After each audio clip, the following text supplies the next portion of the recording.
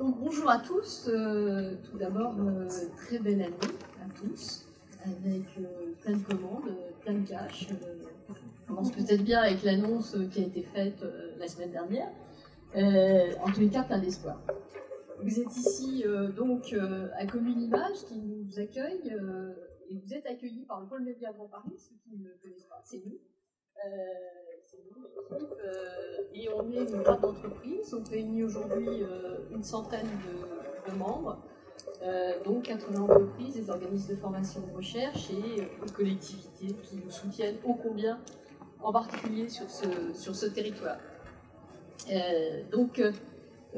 Aujourd'hui, on va faire notre 20e rendez-vous du pôle autour de la télévision connectée, grâce à Jean Metassier de l'AFDESI, qui est venu me voir pour me parler télévision connectée, et tous les deux, comme ça, en se racontant les trucs entre potes, on s'est dit, finalement, il y a une grande confusion entre ce que c'est que le second écran, que le multi-écran, etc., et ce que c'est que la télévision connectée. Donc ça mériterait aujourd'hui d'être un petit peu éclairci.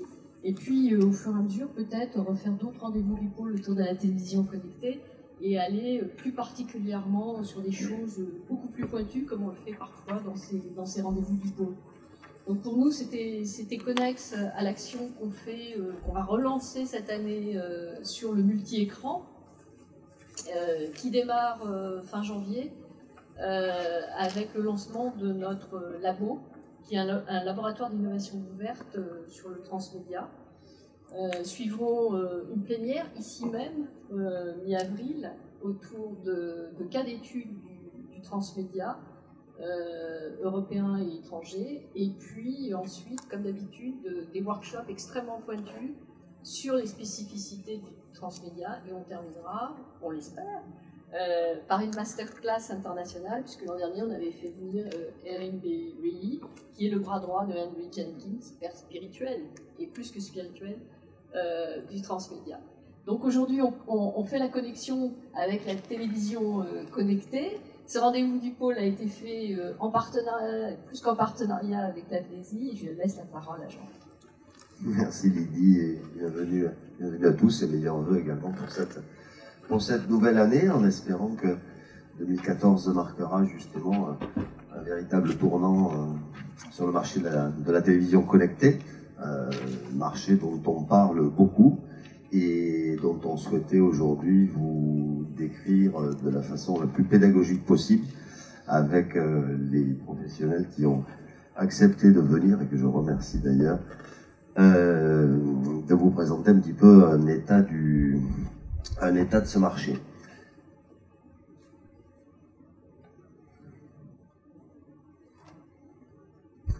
Alors, en petite introduction, je voulais dire que notre président Bertrand Issard n'a pas pu venir ce matin, et désolé, mais vous nous envoie ses salutations les plus sincères, et comme le disait Lydie, espérant qu'il y aura d'autres épisodes et que vous pourrez donc le rencontrer. Je voulais commencer cette matinée par quelques slides de présentation sur le marché de la télévision connectée, qui sont d'ailleurs tirés de l'Observatoire de l'équipement du Conseil supérieur de l'audiovisuel.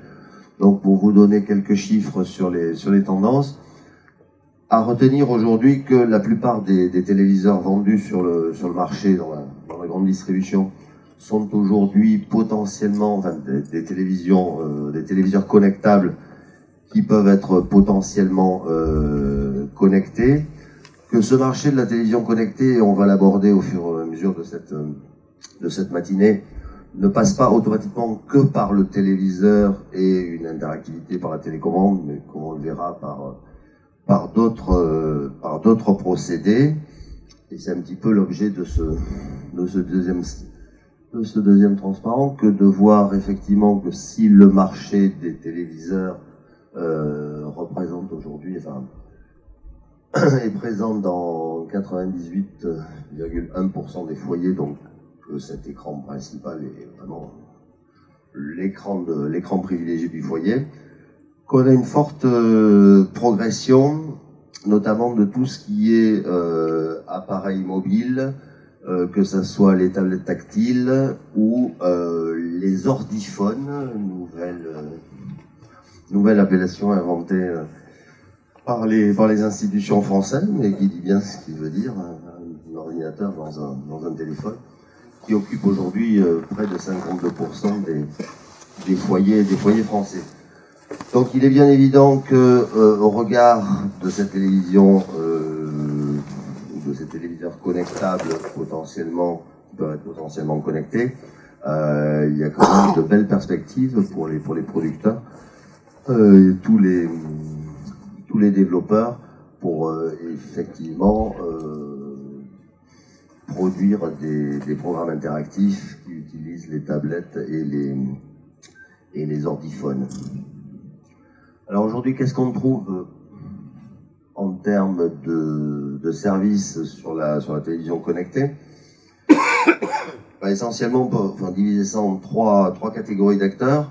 Les fabricants de télévision et de décodeurs, les fournisseurs d'accès Internet et les consoles, qui existent déjà depuis un petit moment sur le marché, en termes de télévision connectée.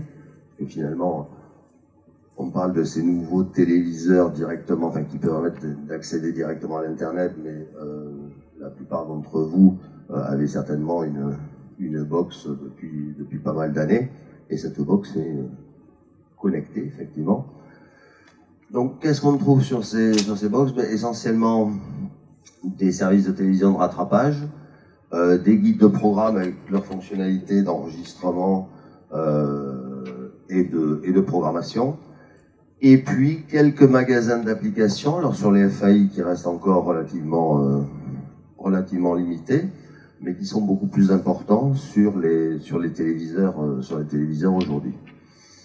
Au niveau des diffuseurs, ils proposent aujourd'hui essentiellement, mais le Bourquin de France Télévisions pourra compléter ces éléments, des services de télévision enrichis, que ça passe par la nouvelle norme hybride HbbTV ou par le second écran, iPhone ou tablette.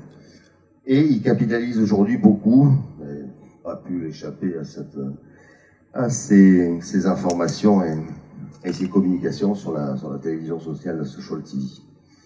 Et puis on trouve de plus en plus, quelques acteurs, mais de plus en plus nombreux et avec des grands noms, qu'on pourrait qualifier de pure players. Les pure players, je ne sais pas si c'est le terme le plus approprié, mais qui notamment proposent des services audiovisuels OTT, donc over the top, que ça soit des chaînes, que j'ai mis entre guillemets, comme par exemple les chaînes YouTube, des catalogues de programmes, ou de la télévision enrichie, à laquelle on peut accéder via l'Internet. Au niveau des usages, là aussi on y reviendra avec nos différents intervenants, mais l'usage numéro 1, et de façon incontestable, c'est la télévision de rattrapage, qui est aujourd'hui la plus largement utilisée par les téléspectateurs. Le guide des programmes arrive en deuxième position de cette étude CSA-NPA Sony de décembre 2012. Moi j'avais des chiffres un petit peu plus élevés sur l'utilisation du guide des programmes, du type de près de 3/4 des possesseurs de télévision connectée utilisent un guide des programmes, mais bon, on voit que c'est quand même deux types de services qui sortent vraiment du lot. Arrive en troisième position la VOD, qui effectivement jusque-là était principalement cantonnée sur les PC, mais qui a une véritable vocation à sortir sur les écrans de télévision. Et quand on a envie de voir un programme audiovisuel, il n'y a rien de mieux qu'un grand écran de télévision pour l'apprécier. Également des usages autour des web radios, de la musique et des clips vidéo, qui sont aussi plébiscités. Et puis tout ce qui est vidéo thématique, accès YouTube, applications, services d'information, de météo, services d'information pratique, etc.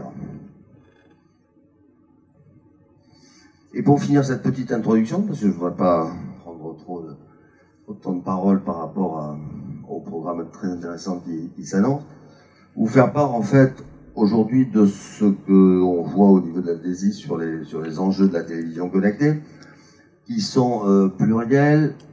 On va dire un des premiers qui tend aujourd'hui à se résoudre, mais qui existe toujours, se situe au niveau des fabricants des FAI autour des technologies qui sont dans chacun des cas propriétaires. Free a sa technologie, SFR a sa technologie, Samsung a sa technologie. Donc ça veut dire que pour un éditeur qui veut proposer son service sur différentes plateformes, ben, il lui faut faire différents développements. Alors, le recouvrement ou le dénominateur commun de ces développements tend à augmenter, mais bon, il existe quand même un petit delta entre les développements. La question également la plus stratégique de l'écran principal TV ou du second écran, où faut-il aller aujourd'hui? J'espère que tous nos intervenants apporteront quelques éléments là-dessus. Il est vrai qu'aujourd'hui, les broadcasters continuent quand même de privilégier leur programme linéaire par rapport à la diffusion de la publicité notamment, et que cette intégration dans les stratégies d'éléments délinéarisés pose quand même pas mal de questions, et c'est pour cette raison qu'ils privilégient aujourd'hui encore le second écran.